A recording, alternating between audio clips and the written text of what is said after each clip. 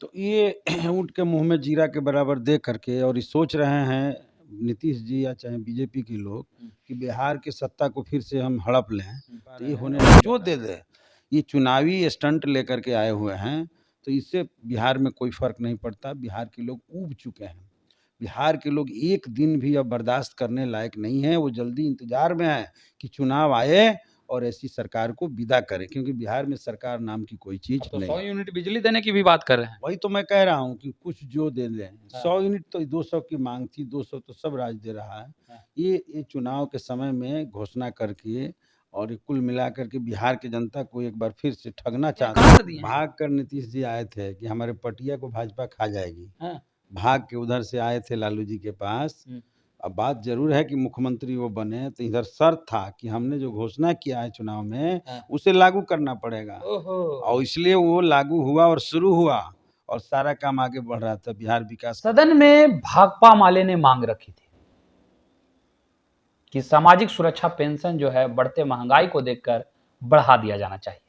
400 रुपये जो सामाजिक सुरक्षा पेंशन मिलता है, उससे वृद्धजन, विधवा या दिव्यांगों का कुछ नहीं हो सकता है।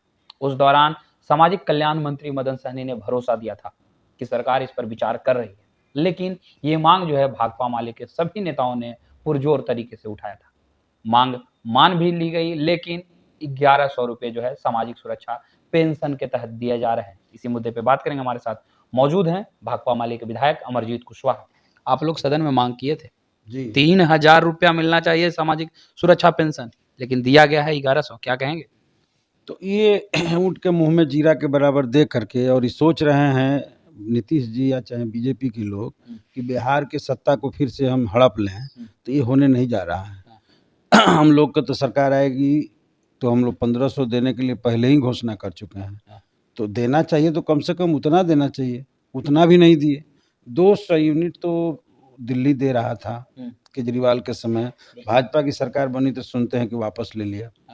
वहाँ पंजाब दे रहा था, जहाँ इतना हमारा तो मेन फोकस इस बार के भी सदन पिछला जो था उसमें हमने इस पर भाषण भी दिए थे। हमने बिल्कुल बताया था कि कैसे जो है बिहार के भीतर पंजाब की आर्थिक इनकम कितना है प्रति व्यक्ति और यहाँ कितना है, इस आधार पर तो गरीब राज्य है बिहार, इसे हमें मिलना चाहिए 200 यूनिट। तो ये सब मांग भी हम लोग किए थे और हमारी जो गठबंधन सरकार है झारखंड में, वो पहले से ही 200 यूनिट दे चुकी है। 2500 रुपया माई बहन सम्मान योजना का दे चुकी है। तो वो तो कम से कम दे देते, नहीं दे पा रहे हैं। और जो दे दे, ये चुनावी स्टंट लेकर के आए हुए हैं, तो इससे बिहार में कोई फ़र्क नहीं पड़ता। बिहार के लोग ऊब चुके हैं। बिहार के लोग एक दिन भी अब बर्दाश्त करने लायक नहीं हैं। वो जल्दी इंतज़ार में हैं कि चुनाव आए और ऐसी सरकार को विदा करें, क्योंकि बिहार में सरकार नाम की कोई चीज़ तो नहीं 100 है। यूनिट बिजली देने की भी बात कर रहे हैं। वही तो मैं कह रहा हूँ कि कुछ जो दे दें। 100 यूनिट तो 200 की माँग थी, 200 तो सब राज्य दे रहा है। ये चुनाव के समय में घोषणा करके और ये कुल मिलाकर के बिहार की जनता को एक बार फिर से ठगना चाहते हैं, तो इसके झांसे में कोई आने नहीं जा रहा है। और हम समझ रहे हैं कि जो आ रहा है ठीक है, आगे बड़ी लड़ाई है। और इस सबको देखिए, स्कीम वर्कर्स है, सारे लोग हैं। 55 रुपया पर रसोइया काम करती है, कितना शर्म की बात है। बिल्कुल। बिहार में महिला सशक्तिकरण की बात करते हैं और 55 पर महिला, तो बांधे सब महिलाओं को बढ़ा दें, आशा को दें जो तय हुआ था। सारे स्कीम वर्कर्स के अलावा जो है ठेका मानदेय कर्मियों को जो मानदेय बढ़ावें, ये सब करें, काहे नहीं कर रहे हैं। आशा कार्यकर्ता और आंगनबाड़ी सेविका प्रदर्शन की थी, आप लोग भरपूर साथ दिए उनका। कैबिनेट में मंजूरी भी मिली कि उनका वेतन कुछ बढ़ा दिया जाए, बढ़ाया भी गया, लेकिन मिल नहीं रहा। नहीं मिलेगा, ये सब भी चुनाव तक का खेला है। चुनाव के बाद ये सब भी नहीं होने वाला है। इसलिए ये तो कह रहे थे कि पैसा कहाँ से आएगा।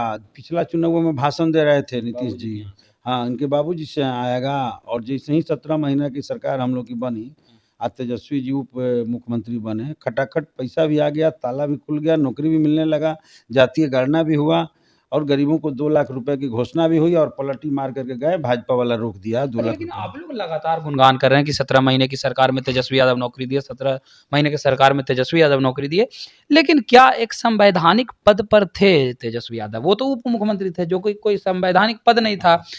श्रम संसाधन मंत्री जो है संतोष सिंह, वो तो कहते हैं कि 90 फेल ऐसे ही नहीं कहा जाता है। बताइए कि किसी भी मंत्री परिषद के जो अध्यक्ष होते हैं, नीतीश कुमार मुख्यमंत्री होते हैं, उन्हीं के अधिकार क्षेत्र का चीज है कि वो फैसला लेंगे। ये कहते हैं कि हम दिए हैं, हम दिए हैं, कहाँ से दिए हैं? भाग कर नीतीश जी आए थे कि हमारे पटिया को भाजपा खा जाएगी, हाँ। भाग के उधर से आए थे लालू जी के पास।